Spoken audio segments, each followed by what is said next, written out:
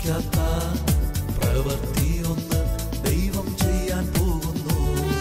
പറഞ്ഞാലും വിശ്വസിക്കാത്ത പ്രവൃത്തിയൊന്ന് ദൈവം ചെയ്യാൻ പോകുന്നു. കേട്ടാലും സമ്മതിക്കാത്ത പ്രവൃത്തിയൊന്ന് നാഥൻ ചെയ്യാൻ പോകുന്നു. കേട്ടാലും സമ്മതിക്കാത്ത പ്രവൃത്തിയൊന്ന് നാഥൻ ചെയ്യാൻ പോകുന്നു.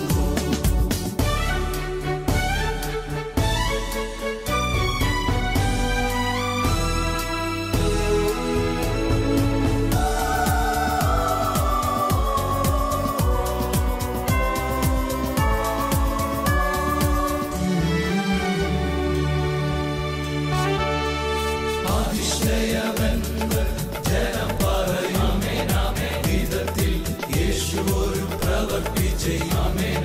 ദൈവത്തിന്റെ മഹത്വം നിഴൽ വീരിക്കും. ഹല്ലേലൂയ. ദൈവത്തിന്റെ കരത്തിൽ നീ വസിക്കും.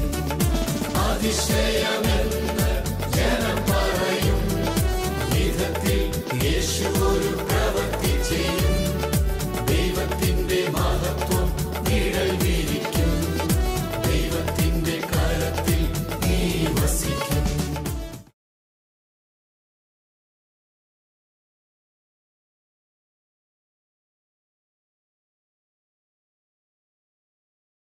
ഒരു ശുശ്രൂഷകൻ എന്ന വ്യക്തിപരമായ നിലയ്ക്ക് മിനിസ്ട്രിയെ, കൂട്ടായ്മകളെ നയിക്കുന്ന കൂട്ടായ്മയുടെ ഭാഗമായ വ്യക്തികളെന്ന നിലയ്ക്ക് നമ്മൾ അറിഞ്ഞിരിക്കേണ്ട ഏറ്റവും മനോഹരമായ ഒരു കാര്യത്തെപ്പറ്റിയാണ് നമ്മളിന്ന് ഈ രാവിലെ പ്രഭാതത്തിൽ ധ്യാനിക്കുക.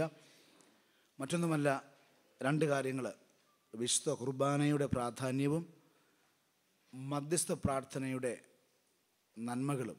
നമുക്കറിയാം, ദൈവത്തിൻ്റെ പഴയ നിയമത്തിൽ ദൈവത്തിൻ്റെ സാന്നിധ്യമാണ് വാഗ്ദാന പേടകം, അല്ലേ? ദൈവ സാന്നിധ്യത്തിന് അടയാളമാണ് വാഗ്ദാന പേടകം. നിശ്ചയമായും വാഗ്ദാന പേടകത്തിൻ്റെ ഉള്ളിൽ ആരുടെ സാന്നിധ്യം ഉണ്ടായിരുന്നു? ദൈവ സാന്നിധ്യം ഉണ്ടായിരുന്നു. വാഗ്ദാന പേടകത്തിൻ്റെ 3 പ്രധാനപ്പെട്ട കാര്യങ്ങളാണ് ഉണ്ടായിരുന്നത്. 1, അഹ്റോൻ്റെ വടി; 2, മന്ന; 3, 10 കൽപ്പനകൾ. ഹല്ലേലൂയ. ഇത് ആരുടെ എന്താ പറയുന്നത് അടയാളമാണ്? ആരെ പ്രതിനിധീകരിക്കുന്നു? ആരെ സൂചിപ്പിക്കുന്നു? യേശു ക്രിസ്തുവിനെ. ഹല്ലേലൂയ. കൽപ്പനകൾ, അല്ലേ? അപ്പം പുതിയ നിയമത്തിൽ നിയമദാതാവ് തന്നെ ഭൂമിയിലേക്ക് ഇറങ്ങി വരികയാണ്. സീനായി മലയിൽ വന്ന് കൽപ്പന കൊടുത്ത ദൈവം ഒലിവുമലയിലിരുന്ന് 10 കൽപ്പനകളെ പുതിയ നിയമത്തിൽ വ്യാഖ്യാനിക്കുകയും വിശദീകരിക്കുകയും നമുക്ക് പകർന്നു തരികയും ചെയ്യുന്നുണ്ട്, അല്ലേ? ഹല്ലേലൂയ. അപ്പോൾ കൽപ്പനയുടെ ദാതാവ് തന്നെയാണ് പുതിയ നിയമത്തിലേക്ക് മനുഷ്യാവതാരം ചെയ്ത് കടന്നു വരുന്ന നസറായനായ യേശു. അപ്പോൾ 10 കൽപ്പനകൾ യേശുവിൻ്റെ അടയാളമാണ്.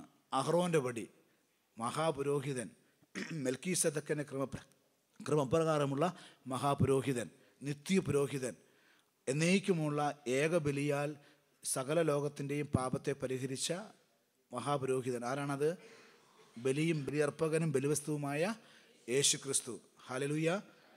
അത് യേശുവിൻ്റെ അടയാളമാണ്. വീണ്ടും മന്ന, നമുക്ക് പറയേണ്ട കാര്യമില്ല.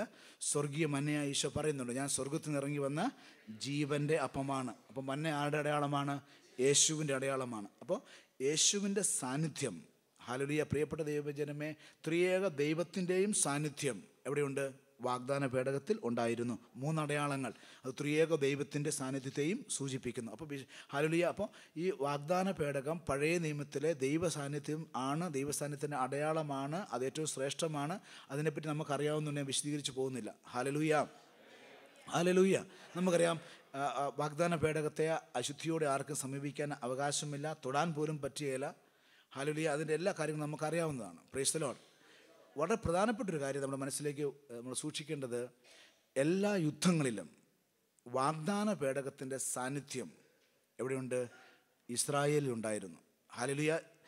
ജോഷുവയുടെ പുസ്തകം 6-ാം അധ്യായം നമ്മൾ വായിക്കുന്നില്ല, നിങ്ങളൊന്ന് കുറിച്ച് വെച്ചാൽ മതി. പിന്നീട് ഉള്ള എല്ലാ യുദ്ധങ്ങളിലും വാഗ്ദാന പേടകം അനിവാര്യമാണ്. ദൈവത്തിൻ്റെ വാഗ്ദാന പേടകം സൈന്യത്തിൻ്റെ മുമ്പിലും വാഗ്ദാന പേടകത്തിൻ്റെ മുമ്പിൽ കാഹളം മുഴക്കുന്ന പുരോഹിതന്മാരും, ഹല്ലേലൂയ, ദൈവം നിശ്ചയിച്ച ക്രമമാണ്. അപ്പോൾ യുദ്ധം ചെയ്യുന്ന പോരാളികൾ വാഗ്ദാന പേടകത്തിൻ്റെ പിന്നിലും വാഗ്ദാന പേടകത്തിൻ്റെ മുമ്പിൽ വാഗ്ദാന പേടകത്തിൻ്റെ മഹത്വത്തെ പ്രഘോഷിക്കുന്ന, കാഹളം മുഴക്കുന്ന, ആ തേജസ്സിനെ പ്രഖ്യാപിക്കുന്ന ഹല്ലേലൂയ പുരോഹിത ഗണവും അതിന് കാവൽക്കാരായുള്ള പടയാളികളും വാഗ്ദാന പേടകത്തിൻ്റെ മുമ്പിലുണ്ട്. അപ്പോൾ യുദ്ധത്തിന് എന്തനിവാര്യമാണ്? ദൈവ സാന്നിധ്യം അനിവാര്യമാണ്. ദൈവ സാന്നിധ്യത്തിന് അടയാളമാണ് എന്ത്? വാഗ്ദാന പേടകം. Hallelujah, hallelujah. അതുകൊണ്ട് വാഗ്ദാന പേടകം ഇല്ലാതെ പഴയ നിയമത്തിലെ ഒരു പ്രവാചകനും യുദ്ധത്തിന് പുറപ്പെടുകയില്ല. Hallelujah, praise the lord. എങ്കിൽ ഇന്ന് നാം പുതിയ നിയമത്തിലാണ്. ഇന്ന് നാം പുതിയ നിയമത്തിലായിരിക്കുന്ന സമയത്ത് നമ്മുടെ ശുശ്രൂഷയിൽ ഹല്ലേലൂയ നമ്മുടെ ആത്മീയ യുദ്ധം നമ്മൾ ഇന്നലെ കണ്ടതാണ്. ശുശ്രൂഷ ഒരു ആത്മീയ യുദ്ധമാണ്. അദൃശ്യനായ ശത്രുവിൽ നിന്നും ആത്മാക്കളെ സത്യസുവിശേഷം കൊണ്ട് പരിശുദ്ധാത്മാവിൻ്റെ ബലം കൊണ്ട് തിരിച്ചു പിടിക്കുന്ന പ്രവൃത്തിയാണ് എന്ത്? പ്രേക്ഷിത പ്രവൃത്തി. ഹല്ലേലൂയ. സുവിശേഷ ശുശ്രൂഷ എന്ന് പറയുന്നത് എന്താണ്? യുദ്ധമാണ്. എന്താ യുദ്ധം നടക്കുന്നത്? നരകത്തെ കൊള്ളയടിച്ച് സ്വർഗം നിറയ്ക്കുന്ന പ്രവൃത്തിയാണ് എന്ത്? ശുശ്രൂഷ എന്ന് പറയുന്നത്. ഹല്ലേലൂയ. ഒറ്റ വാക്കി പറഞ്ഞാൽ നരകത്തെ, സാത്താനെ കൊള്ളയടിച്ച് സ്വർഗത്തെ നിറയ്ക്കുന്ന പ്രവൃത്തിയാണ് സുവിശേഷ വേല, സുവിശേഷ പ്രവൃത്തി, പ്രേക്ഷിത പ്രവൃത്തി എന്ന് പറയുന്നത്. ഹല്ലേലൂയ. അപ്പോൾ ഇതൊരു യുദ്ധമാണ്. ശത്രു അങ്ങനെ വെറുതെ വിട്ടുതരികയില്ല. അതുകൊണ്ടാണ് നമ്മൾക്ക് പുതിയ നിയമത്തിൽ ദൈവം അനുവദിച്ചിരിക്കുന്ന ഹല്ലേലൂയ ആത്മീയ മണ്ഡലത്തിൽ ദൈവം അനുവദിച്ചിരിക്കുന്ന എല്ലാ സൗകര്യങ്ങളും, എല്ലാ ആനുകൂല്യങ്ങളും, എല്ലാ ആയുധങ്ങളും നമ്മളെടുത്ത് ഉപയോഗിക്കണം. അപ്പോൾ പ്രിയപ്പെട്ട ദൈവജനമേ, പഴയ നിയമത്തിലെ യുദ്ധത്തിന് മുമ്പിൽ പോകുന്ന വാഗ്ദാന പേടകം, ദൈവ സാന്നിധ്യം പുതിയ നിയമത്തിൽ നമുക്ക് ആവശ്യമാണ്. പുതിയ നിയമത്തിലെ കർത്താവായ യേശുക്രിസ്തുവിൻ്റെ തിരുവുത്ഥാനത്തിന് ശേഷമുള്ള വാഗ്ദാന പേടകം ആരാണ്? വാഗ്ദാന പേടകം ആരാണ്? എവിടെയാണ്? വിശുദ്ധ കുർബാന. വിശുദ്ധ കുർബാന. ഹല്ലേലൂയ. സ്വർഗീയ മന്നയാണ്. ഹല്ലേലൂയ. മഹാപുരോഹിത, നിത്യപുരോഹിതനാണ് യേശു. അവൻ കൽപ്പനകളുടെ ദാതാവാണ്, സ്വർഗീയ മന്നയാണ്. അപ്പോൾ ഇതെല്ലാ ഘടകങ്ങളും ചേരുന്ന മിശിഹായുടെ ഹല്ലേലൂയ പുതിയ നിയമത്തിലെ സാന്നിധ്യമാണ് വിശുദ്ധ കുർബാന. അതുകൊണ്ടാണ് തിരുസാന്നിധ്യത്തിൻ്റെ അപ്പമെന്ന് പഴയ നിയമത്തിൽ പുറപ്പാട് പുസ്തകം 25:30 പറയുന്ന ആ വാക്യത്തിൻ്റെ പൂർണ്ണത പുതിയ നിയമത്തിൽ നമ്മൾ ക്രിസ്തുവേശുവിൻ്റെ തിരുശരീര രക്തങ്ങളിൽ വിശുദ്ധ കുർബാനയെ നമ്മൾ ദർശിക്കുന്നത്. ഹല്ലേലൂയ. അതുകൊണ്ട് ഒരു വിശ്വാസിയുടെ ജീവിതത്തിൽ ഒഴിവാക്കാനാവാത്ത രണ്ട് ഘടകങ്ങൾ: ഒന്ന് ദിവ്യകാരുണ്യം, അതിൻ്റെ ബലിയർപ്പണവും സ്വീകരണവും; രണ്ട് ദിവ്യകാരുണ്യ ആരാധനയും. അതുകൊണ്ടൊരു ശുശ്രൂഷകൻ ദിവ്യകാരുണ്യ ആരാധനയിൽ നിന്നും, ദിവ്യകാരുണ്യ അർപ്പണത്തിൽ നിന്നും, ദിവ്യകാരുണ്യ സ്വീകരണത്തിൽ നിന്നും മാറി നിൽക്കാനായിട്ട് പറ്റില്ല. അത് സാധിക്കില്ല. അത് അബദ്ധമാണ്, മണ്ടത്തരമാണ്. അത് ഹല്ലേലൂയ ഒരുതരം തനം പ്രമാണിത്വമാണ്. ഒരു അറിവില്ലാതെ വരുന്നൊരു ആത്മീയ അഹങ്കാരത്തിൻ്റെ ഒരു പ്രകടനമാണത്. സൂക്ഷിക്കുക പ്രിയപ്പെട്ട ദൈവജനമേ. യേശുവാണ് യുദ്ധവീരനായ ദൈവം. യേശുവാണ് യുദ്ധം ചെയ്യുന്ന ദൈവം. ഹല്ലേലൂയ. ശാന്തമായിരിക്കുക, യുദ്ധം എൻ്റേതാണ്. Hallelujah. Be still, the battle belongs to the lord. Hallelujah. ശാന്തമായിരിക്കുക. യുദ്ധം ആരുടേതാണ്? യുദ്ധം കർത്താവിൻ്റേതാണ്. യുദ്ധം യേശുക്രിസ്തുവിൻ്റേതാണ്. ഹല്ലേലൂയ. അപ്പോൾ യേശുക്രിസ്തുവിൻ്റേതാണ് യുദ്ധം. അവിടുന്ന് നമ്മളെ പോരാളികളായി, അവൻ്റെ പ്രതിനിധികളായി ഉപയോഗിക്കുന്നു. നമ്മളത് ഏൽപ്പിച്ചു കൊടുത്ത് നമ്മൾ അനുസരണമുള്ളവരായി, എളിമയുള്ളവരായി, അവൻ്റെ ഉള്ളം കയ്യിലെ ആയുധങ്ങളായി നമ്മൾ നിന്നു കൊടുക്കുന്നു. സമർപ്പണം ചെയ്ത് എളിമയോടെ ദൈവസ്നേഹത്തിൽ നമ്മൾ ഏൽപ്പിച്ചു കൊടുക്കുന്നു. അവൻ നമ്മളെ ഉപയോഗിക്കുന്നു. ഹല്ലേലൂയ.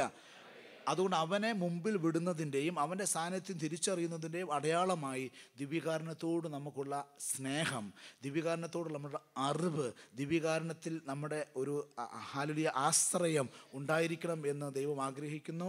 അത് എല്ലാ വിശുദ്ധന്മാരെയും എല്ലാ പ്രേക്ഷിതരെയും ബലപ്പെടുത്തിയതും പിടിച്ചു നിർത്തിയതും ശക്തിപ്പെടുത്തിയതുമായ ഊർജ്ജ സ്രോതസ്സും ശക്തി കേന്ദ്രവുമാണെന്ന് നമ്മൾ തിരിച്ചറിയുക.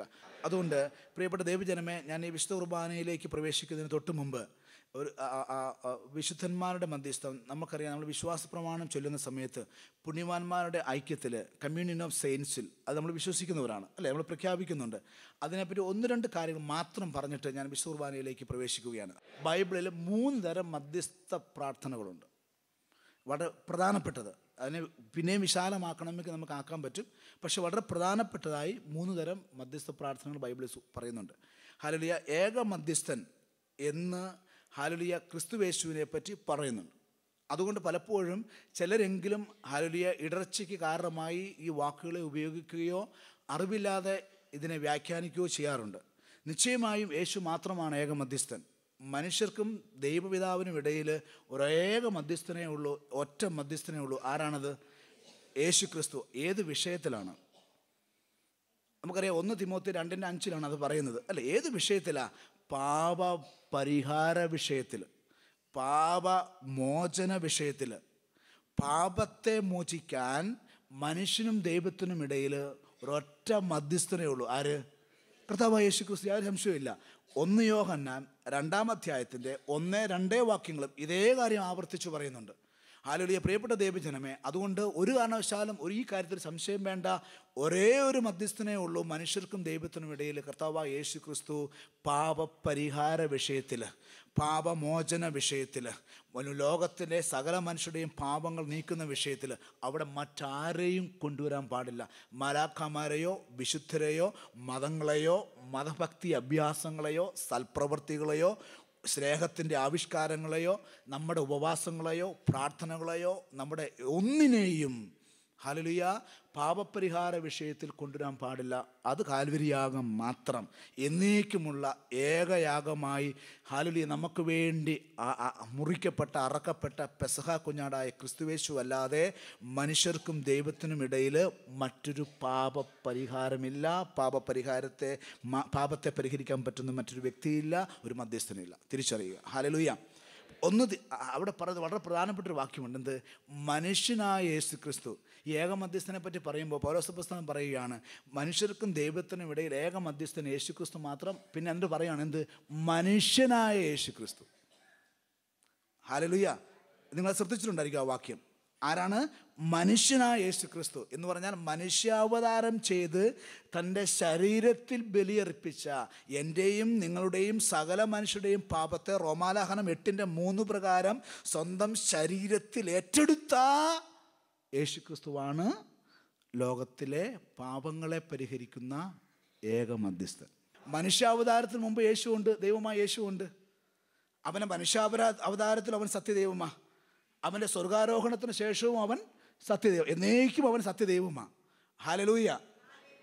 പക്ഷെ മനുഷ്യാവതാരം ചെയ്ത യേശു ക്രിസ്തു കുരിശിൽ തൻ്റെ ശരീരത്തെ ബലിയാക്കി നൽകിയ ഹെബ്രായ ലേഖനം 10:5 ആ വാഗ്ദാനത്തെ പൂർത്തീകരിച്ച ക്രിസ്തു യേശു, അവൻ ഏകമധ്യസ്ഥനാണ്. ഹല്ലേലൂയ. പക്ഷേ ഈ പറയുന്ന ഈ 5-ാം വാക്യത്തിന് മുമ്പ് പറയുന്ന 1, 2, 3 വാക്യങ്ങൾ, 1 തിമോത്തി 2-ന്റെ ഹല്ലേലൂയ 1, 2, 3 വാക്യങ്ങൾ മറ്റൊരു മധ്യസ്ഥ പ്രാർത്ഥനയെ പറ്റി പറയുന്നുണ്ട്. അത് വിശുദ്ധന്മാർ തിരുസഭയ്ക്ക് വേണ്ടി പ്രാർത്ഥിക്കുന്നതാണ്. വിശുദ്ധന്മാർ, ദൈവത്തെ വിശ്വസിക്കുന്ന ആളുകൾ. വിശുദ്ധന്മാർ എന്ന് പറഞ്ഞാൽ കർത്താവിനെ, ത്രിയേക ദൈവത്തിൽ, ക്രിസ്തുയേശുവിൻ്റെ കാൽവരിയാഗത്തിൽ വിശ്വസിക്കുന്ന ദൈവത്തിൻ്റെ മക്കൾ, ദൈവമക്കൾ പരസ്പരം പ്രാർത്ഥിക്കുന്നത്, സഭയ്ക്ക് വേണ്ടി പ്രാർത്ഥിക്കുന്നത്, ലോകത്തിന് വേണ്ടി പ്രാർത്ഥിക്കുന്നത് മറ്റൊരു മധ്യസ്ഥ പ്രാർത്ഥനയാണെന്ന് ഹല്ലേലൂയ 1 തിമോത്തി അതേ അധ്യായത്തിൻ്റെ 1, 2, 3 വാക്യങ്ങൾ പറയുന്നുണ്ട്. ഹല്ലേലൂയ. Praise the Lord. വീണ്ടും പ്രിയപ്പെട്ട ദൈവജനമേ, റോമാലേഖനം 8-ാം അധ്യായത്തിൻ്റെ 26, 27 വാക്യങ്ങളിൽ മറ്റൊരു മധ്യസ്ഥനെ പറ്റി പറയുന്നുണ്ട്. അതാരാണ്? പരിശുദ്ധാത്മാവ്. ഹല്ലേലൂയ. പരിശുദ്ധാത്മാവ് മധ്യസ്ഥനാണ്. എന്ത്? സ്വർഗത്തിനും ഭൂമിക്കും ഇടയിൽ അവൻ മധ്യസ്ഥനാണ്. ഭൂമിക്കും സ്വർഗത്തിനിടയിൽ യേശുക്രിസ്തു മധ്യസ്ഥനായിരിക്കുന്നത് പോലെ സ്വർഗത്തിലെ ദൈവപിതാവിൻ്റെ ഇഷ്ടം നമ്മുടെ ഹൃദയത്തിലേക്ക്, ആത്മാവിലേക്ക് പകർന്നു തരുന്ന മധ്യസ്ഥനാണ് ആര്? പരിശുദ്ധാത്മാവ്. പ്രാർത്ഥനയുടെ വിഷയം തരുകയും പ്രാർത്ഥിക്കാൻ സഹായിക്കുകയും ചെയ്യുന്ന സ്വർഗീയ മധ്യസ്ഥനാണ് ആര്? പരിശുദ്ധാത്മാവ്. അപ്പോൾ നമ്മളെ പ്രാർത്ഥിക്കാനും ആരാധിക്കാനും ദൈവഹിതത്തെ തിരിച്ചറിയാനും സഹായിക്കുന്ന സ്വർഗീയ മധ്യസ്ഥനാണ്. അവിടെയും പരിശുദ്ധാത്മാവ് മാത്രമേ അവിടെ മധ്യസ്ഥനായിട്ടുള്ളൂ. ഏക മധ്യസ്ഥനാണ് ആര്? പരിശുദ്ധാത്മാവ്. അതുപോലെ തന്നെ ഒരു മധ്യസ്ഥത്തെ കൂടി ബൈബിളിൽ പറയുന്നുണ്ട്. അത് കർത്താവായ യേശു ക്രിസ്തുവിൻ്റെ പരിശുദ്ധ രക്തത്തെ പറ്റിയാണ്. ഹല്ലേലൂയ. ഹെബ്രായ ലേഖനം 12:24, ഹെബ്രായ ലേഖനം 12:24 അവിടെ പറയുന്നു, ആബേലിനേക്കാൾ ശ്രേഷ്ഠമായ കാര്യങ്ങൾ സംസാരിക്കുന്ന ക്രിസ്തുയേശുവിൻ്റെ രക്തത്തിലേക്ക് നമ്മളെ ദൈവം ചേർത്ത് വെച്ചിരിക്കുന്നു, വിളിച്ചിരിക്കുന്നു. ആബേലിനേക്കാൾ ശ്രേഷ്ഠമായ കാര്യങ്ങൾ സംസാരിക്കുന്ന ക്രിസ്തുയേശുവിൻ്റെ രക്തം. ആബേലിൻ്റെ രക്തം എവിടെ കിടന്നാണ് സംസാരിച്ചത്? മണ്ണിൽ കിടന്നാണ് സംസാരിച്ചത്. ഹല്ലേലൂയ. എന്തിനു വേണ്ടിയാണ് സംസാരിച്ചത്? തൻ്റെ സഹോദരനോട് പ്രതികാരം ചെയ്യണമെന്നാണ് സംസാരിച്ചത്. ഹല്ലേലൂയ. ഇതിനേക്കാൾ ശ്രേഷ്ഠമായ കാര്യങ്ങൾ സംസാരിക്കുന്ന, അപ്പോൾ യേശുവിൻ്റെ രക്തം എവിടെയാണുള്ളത്? സ്വർഗത്തിൽ. ദൈവസിംഹാസനത്തിൻ്റെ മുമ്പിൽ, സ്വർഗസിംഹാസനത്തിൽ ദൈവത്തിൻ്റെ കൃപയുടെ സിംഹാസനത്തിൻ്റെ മുമ്പിൽ സംസാരിക്കുന്ന രക്തം. സ്വർഗത്തിലാണ് യേശുവിൻ്റെ രക്തം ഉള്ളത് ഇപ്പോൾ.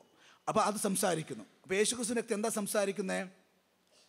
പ്രതികാരം ചെയ്യാനാണ് സംസാരിക്കുന്നത്? അല്ല, കർത്താവേ കരുണ കാണിക്കണമേ, അപ്പാ ഞാൻ ഈ മക്കളുടെ, എന്നെ വിളിച്ചു പ്രാർത്ഥിക്കുന്ന, എൻ്റെ രക്തത്തിൽ വിശ്വസിക്കുന്ന ഈ മക്കളുടെ പാപത്തെ ഞാൻ മാറ്റിയതാ. അപ്പാ ഇവരുടെ ശാപത്തെ ഞാൻ മാറ്റിയതാ. അപ്പാ ഇവരുടെ രോഗത്തെ ഞാൻ ചുമന്നതാ. അപ്പാ ശത്രു ഇവർക്ക് വേണ്ടി പണിതത് ശത്രു ഇവർക്ക് വേണ്ടി നിശ്ചയിച്ചതെല്ലാം ഞാൻ തകർത്തതാ. അതുകൊണ്ട് ഈ മക്കളോട് കരുണയായിരിക്കണമേ എന്ന് ശ്രേഷ്ഠമായ കാര്യങ്ങൾ ദൈവപിതാവിൻ്റെ മുമ്പിൽ നമുക്ക് വേണ്ടി ആര് സംസാരിക്കുന്നു? യേശുവിൻ്റെ രക്തം സംസാരിക്കുന്നു. Hallelujah, hallelujah.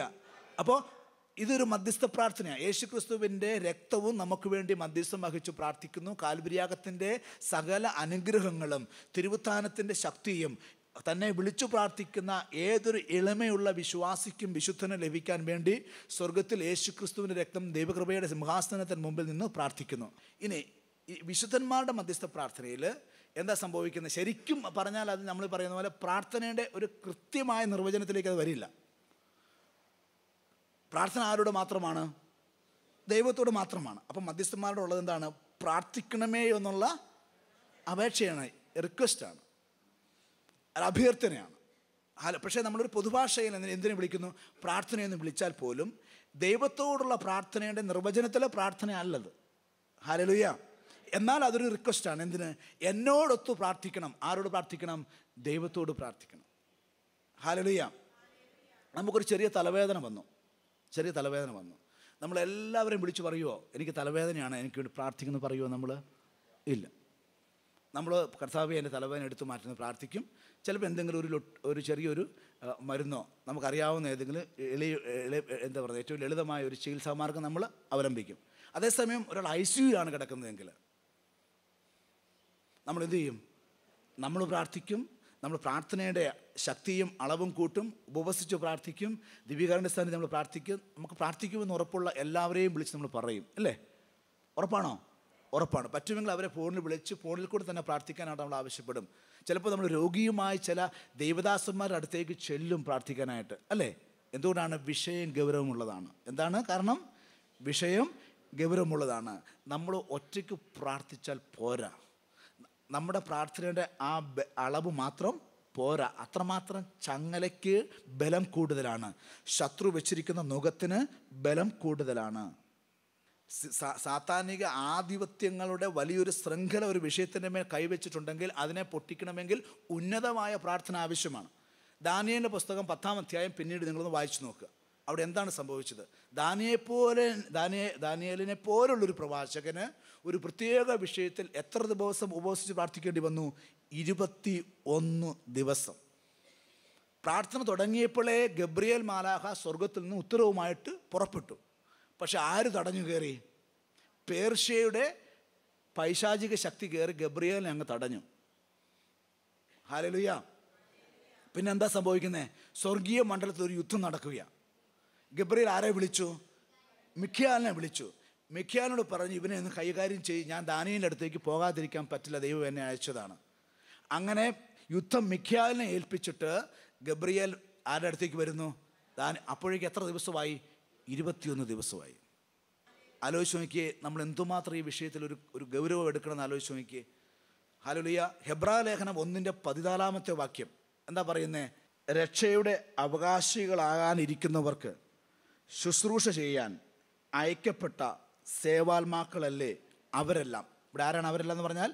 ദൂതന്മാർ, മാലാഖമാർ. മാലാഖമാർ ആരാണ്? ഹെബ്രായ 1-ാം അധ്യായത്തിൻ്റെ 14-ാം വാക്യം.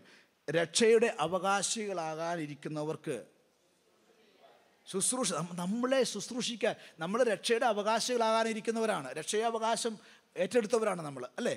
അപ്പം നമ്മെ ശുശ്രൂഷിക്കാനായി നിശ്ചയിക്കപ്പെട്ടവരാണ് ആര്? ദൂതന്മാർ, മാലാഖമാർ.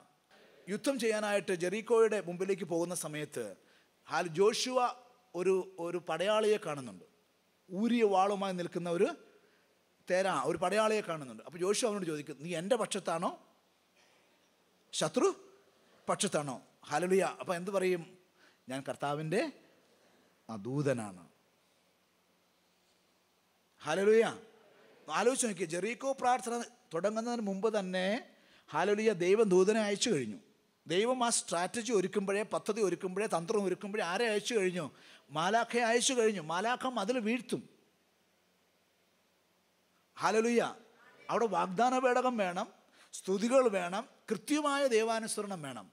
എങ്ങനെ ആണ് ജെറീക്കോയുടെ ചുറ്റും നടക്കേണ്ടത്? കൃത്യമായ ദൈവാനുസരണം. ഹല്ലേലൂയ. Praise the Lord. അതുകൊണ്ട് പ്രിയപ്പെട്ട ദൈവജനമേ, പഠിക്കണം. പുതിയ നിയമത്തിലെ ആത്മീയ യുദ്ധത്തിൻ്റെ പഠനം പഴയ നിയമത്തിലെ ഭൗതിക യുദ്ധത്തിൽ നിന്ന് നമ്മൾ പഠിച്ചേ മതിയാവുകയുള്ളൂ. പ്രിയപ്പെട്ട ദൈവജനമേ, തിരിച്ചറിയുക, മാലാഖമാരെ ദൈവം അനുവദിച്ചിരിക്കുന്നു. ഒപ്പം വിശുദ്ധന്മാരുടെ ശുശ്രൂഷ ദൈവം നമുക്ക് വേണ്ടി അനുവദിച്ചിരിക്കുന്നു. ഹല്ലേലൂയ.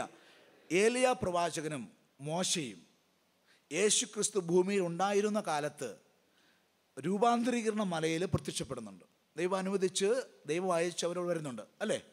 അറിയാമല്ലോ, സംഭവം അറിയാമല്ലോ. Price the Lord. എന്തിനാണ് ഏലിയായും മോശയും കർത്താവ് യേശുക്രിസ്തുവിൻ്റെ അടുത്തേക്ക് വന്നത്? സംസാരിക്കാനാണ്, ചർച്ച ചെയ്യാനാണ്. ഹല്ലേലൂയ. ഹല്ലേലൂയ. വരാനിരിക്കുന്ന ജെറൂസലേമിൽ സംഭവിക്കാനിരിക്കുന്ന പെസഹ സംഭവങ്ങളെപ്പറ്റി സംസാരിക്കാനായിട്ട് ഏലിയായും മോശയും രൂപാന്തരീകരണ മലയിൽ യേശുവിനടുത്തേക്ക് വന്ന് ആ വിഷയങ്ങൾ സംസാരിക്കുകയാണ്. പ്രിയപ്പെട്ട ദൈവജനമേ, അതുകൊണ്ട് ദൈവം അനുവദിക്കുന്നു. ദൈവം യേശുക്രിസ്തുവിൻ്റെ അടുത്തേക്ക് പോലും അയക്കുന്നു ഏലിയായും മോശയും. ദൈവരാജ്യത്തിൻ്റെ എല്ലാ പ്രൊവിഷൻസും എല്ലാ സാധ്യതകളും ദൈവം വെച്ചിരിക്കുന്ന എല്ലാം നമുക്ക് എടുത്ത് ഉപയോഗിക്കണ്ടേ? എല്ലാ ആയുധങ്ങളും എടുത്ത് ഉപയോഗിക്കണ്ടേ? യുദ്ധം ചെയ്യുന്ന പട്ടാളക്കാർ അവൻ്റെ കയ്യിലിരിക്കുന്ന ആയുധം മാത്രമാണോ ഉപയോഗിക്കുന്നത്? അല്ലല്ലോ. അവരെ സഹായിക്കാനുണ്ട് എയർഫോഴ്സ് ഇല്ലേ? അല്ലേ? എവിടുന്നാണ് വരുന്നത് എയർഫോഴ്സ്? കരയിൽ നിന്നാണ് വരുന്നത്, കടലിൽ നിന്നാണ് വരുന്നത്, പിന്നെയോ ആകാശത്തു നിന്നല്ലേ വരുന്നത്? ആകാശത്തു നിന്ന് മാലാഖമാർ വരട്ടെ. നമ്മുടെ ആത്മീയ യുദ്ധത്തിലെ എയർഫോഴ്സ് അല്ലേ മാലാഖമാർ? ഹല്ലേലൂയ. ഹല്ലേലൂയ. മാത്രമാണോ ഉള്ളത്? അല്ല, അവർക്ക് കമ്മ്യൂണിക്കേഷൻ സിസ്റ്റംസ് ഇല്ലേ? ഹല്ലേലൂയ. എല്ലാ കാര്യങ്ങളും ആധുനിക വാർത്താ വിനിമയ കാര്യങ്ങൾ ഉപയോഗിച്ച്, റഡാറുകൾ ഉപയോഗിച്ച് എല്ലാം പരിശോധിക്കുന്നത്. ശത്രു സൈന്യം എവിടെ നിൽക്കുന്നു, അവരുപയോഗിക്കുന്ന ആയുധങ്ങൾ എന്തൊക്കെയാണ്, ഹല്ലേലൂയ, എല്ലാ കാര്യങ്ങളെയും നിരീക്ഷിക്കുന്ന വാർത്താ വിനിമയ വ്യവസ്ഥയുണ്ട്, കമ്മ്യൂണിക്കേഷൻസ് ഉണ്ട്, റഡാർസ് ഉണ്ട്, ഇല്ലേ? ഹല്ലേലൂയ. ഇത് പരിശുദ്ധാത്മാവിൻ്റെ വരദാനങ്ങളാണ്. ജ്ഞാനത്തിൻ്റെ വരം, അറിവിൻ്റെ വരം. ഹല്ലേലൂയ. ഹല്ലേലൂയ. ഇതെല്ലാം എടുത്തുപയോഗിക്കുക. പ്രവചനവരം, ഇതെല്ലാം എടുത്തുപയോഗിക്കുക. ശത്രു എവിടെ നിൽക്കുന്നു എന്നറിയാനായിട്ട് പ്രവചന വരത്തെ, ജ്ഞാനത്തിൻ്റെ വരത്തെ, അറിവിൻ്റെ വരത്തെ ഉപയോഗിക്കുക. ദർശനങ്ങളെ ഉപയോഗിക്കുക. ഹല്ലേലൂയ. യുദ്ധം ചെയ്യുന്ന പട്ടാളക്കാരാണോ ഈ കാര്യത്തിന് വേണ്ടി പോകുന്നത്? അല്ല, അതിനുവേണ്ടി വേറൊരു പ്രത്യേക വിഭാഗമുണ്ട്. ഒപ്പം പ്രിയപ്പെട്ട ദൈവജനമേ, അവർക്ക് വേണ്ടി ഭക്ഷണം ഒരുക്കുന്ന ആളുകളുണ്ട്, അല്ലേ? ആഹാര സാധനങ്ങൾ ഒരുക്കുന്ന ആളുകളുണ്ട്. എന്ന് പറയുന്ന പോലെ നമ്മൾക്ക് വേണ്ടി ദൈവസന്നിധിയിൽ ഇരുന്ന് പ്രാർത്ഥിക്കാൻ പറ്റുന്ന ഹല്ലേലൂയ വിശുദ്ധന്മാരുണ്ട്. ഭൂമിയിലുണ്ട് വിശുദ്ധന്മാർ, സ്വർഗത്തിലുമുണ്ട് വിശുദ്ധന്മാർ. സഭയിൽ വിശുദ്ധന്മാരുണ്ട്. ഭൂമിയിലെ സഭയിലെ വിശുദ്ധന്മാരും, പ്രാർത്ഥിക്കുന്ന ആളുകൾ, മധ്യസ്ഥ പ്രാർത്ഥന ചെയ്യുന്നവർ, കർത്താവിനെ അറിയുന്നവർ, പ്രേക്ഷിത ഭാരമുള്ളവർ, ആത്മഭാരം നേടിയവർ, നശിച്ചു പോകുന്ന ആത്മാക്കളെപ്പറ്റി ഭാരമുള്ള വ്യക്തികൾ പ്രാർത്ഥിക്കുന്നു. ഒപ്പം സ്വർഗീയ സമൂഹത്തിലും എന്താ പരിപാടി? പ്രാർത്ഥിക്കാനല്ലേ വിശുദ്ധന്മാർക്ക് പറ്റുള്ളൂ. അപ്പോൾ നീതിമാന്മാരുടെ പ്രാർത്ഥനകൾക്ക് നേരെ കർത്താവിൻ്റെ കാതുകളും കണ്ണുകളും തുറന്നിരിക്കുന്നു. അപ്പോൾ പ്രിയപ്പെട്ട ദൈവജനമേ, അതുകൊണ്ട് ഇവരെ കൊണ്ടൊന്ന് പ്രാർത്ഥിപ്പിക്കണ്ടേ? മാലാഖമാരുടെ ശുശ്രൂഷയെ ഏറ്റെടുക്കണ്ടേ? ഹല്ലേലൂയ. അപ്പോൾ ഇതിലെല്ലാം നമുക്ക് അറിവുണ്ടായാൽ തന്നെ കാര്യങ്ങളായി. നമ്മുടെ ഒരു ബോഡി ലാംഗ്വേജ് ഉണ്ട്. കാപട്യമല്ല. ഞാൻ പറഞ്ഞ ആരെങ്കിലും കാണുമ്പോൾ കൊന്തെടുത്ത് കയ്യെ പിടിക്കുന്ന പരിപാടിയല്ല. ദൈവത്തിനുള്ളറിയാമല്ലോ നമുക്ക് എന്തെല്ലാം അറിയാമെന്ന്. ആനുപാതികമാണ്. നമ്മളുടെ ദൈവരാജ്യത്തിൻ്റെയും സ്വർഗീയ മണ്ഡലത്തിലെയും വചനപ്രകാരമുള്ള നമ്മളുടെ അറിവിന് ആനുപാതികമായി പരിശുദ്ധാത്മാവ് നമ്മുടെ ജീവിതത്തിൽ ഇടപെടുകയും ഇടപെടുത്തേണ്ടതിനെ ഇടപെടുത്തുകയും ചെയ്യും. ഹല്ലേലൂയ. Praise the Lord. അതുകൊണ്ട് എണ്ണം പറഞ്ഞല്ല പ്രാർത്ഥിക്കേണ്ടത്, വിശ്വാസത്തിൽ പ്രാർത്ഥിക്കുക. ക്ലോക്ക് നോക്കിയല്ല പ്രാർത്ഥിക്കേണ്ടത്, ആത്മാവിൽ നിന്ന് പ്രാർത്ഥിക്കുക. 1 മണിക്കൂർ പ്രാർത്ഥിക്കണം. കൃത്യം 1 മണിക്കൂർ എത്ര മിനിറ്റാ? 60 മിനിറ്റ്. 60 മിനിറ്റിൽ നമ്മൾ പ്രാർത്ഥന അങ്ങനെ ഒരു ദശാംശം കൊടുക്കണം. കൃത്യം 10%. ഹല്ലേലൂയ. അങ്ങനെ ഒരു ഫരിസേയ മനോഭാവത്തിനപ്പുറം ഒരു ക്രിസ്തീയ സ്വാതന്ത്ര്യത്തിലും ദൈവാത്മാവിൻ്റെ ഉള്ളം കയ്യിലും ഇരുന്ന് പ്രാർത്ഥിക്കാനും അറിയാനുമുള്ളൊരു കൃപ, ദൈവീയ രഹസ്യം അറിയാനുള്ളൊരു കൃപയ്ക്ക് വേണ്ടി ഒരുങ്ങണം. അറിയില്ലെങ്കിൽ ഒത്തിരി നല്ല പുസ്തകങ്ങളുണ്ട്, സഭയുടെ വിശുദ്ധ പാരമ്പര്യങ്ങൾ നമ്മളെ പഠിപ്പിക്കുന്നുണ്ട്, അനേക ദൈവദാസന്മാരുടെ അനുഭവങ്ങളുടെ പുസ്തകങ്ങളുണ്ട്. ഒക്കെ ഒന്ന് എടുത്ത് വായിച്ചു നോക്കും. വർഷത്തിൽ 1-2 വലിയ പിടിച്ചു കുലുക്കിയ ശുശ്രൂഷകരുടെ പുസ്തകങ്ങൾ, അനുഭവ സാക്ഷ്യങ്ങൾ, ജീവിതാനുഭവങ്ങളൊക്കെ ഒന്ന് വായിച്ചു നോക്കുക. അതുകൊണ്ട് പ്രിയപ്പെട്ട ദൈവജനമേ, തിരിച്ചറിയുക, വിശുദ്ധന്മാർ. അപ്പോൾ ചെറിയ വിഷയങ്ങളെ നമ്മൾക്ക് നമ്മുടെ ഒരു പ്രാർത്ഥന കൊണ്ട്, നമ്മുടെ കൂട്ടായ്മ കൊണ്ട് ഒരുപക്ഷെ തരണം ചെയ്യാൻ സാധിച്ചേക്കാം. എന്നാൽ വലിയ വലിയ വിഷയങ്ങൾ നമുക്കറിയാം, ചില സമയത്ത് ഒന്നും അനങ്ങാതിരിക്കും. ദൈവം പറഞ്ഞതാണ്, ദൈവം വിളിച്ചതാണ്, പക്ഷേ ഒന്നും സംഭവിക്കാത്ത ചില വലിയ ഹല്ലേലൂയ ചില സാഹചര്യങ്ങൾ ഉണ്ടായേക്കാം. ദേശത്തിൻ്റെ ശല്യങ്ങൾ, ജനങ്ങളുടെ പാപത്തിൻ്റെ ബന്ധനങ്ങൾ, നമ്മുടെ എവിടെയെങ്കിലും ഉള്ള നമ്മുടെ ഒരു വഴിതെറ്റിയ ചിന്തകൾ, നമ്മൾ ദൈവത്തെ അനുസരിക്കുന്നതിലുണ്ടായ ചെറിയ പരാജയം, അല്ലെങ്കിൽ ദൈവം പറഞ്ഞത് അപ്പടി അനുസരിക്കാതെ വന്നതിൻ്റെ ഒരു കുറവ് ഒക്കെ സംഭവിച്ചേക്കാം. ഇവിടെ എല്ലാം നമുക്ക് എന്ത് സഹായിക്കും? പരിശുദ്ധാത്മാവിൻ്റെ വരങ്ങളും വിശുദ്ധന്മാരുടെ പ്രാർത്ഥനയും മാലാഖമാരുടെ ശുശ്രൂഷയും ദിവ്യകാരുണ്യ ആരാധനയും നമ്മെ സഹായിക്കും പുറത്തു വരാനായിട്ട്.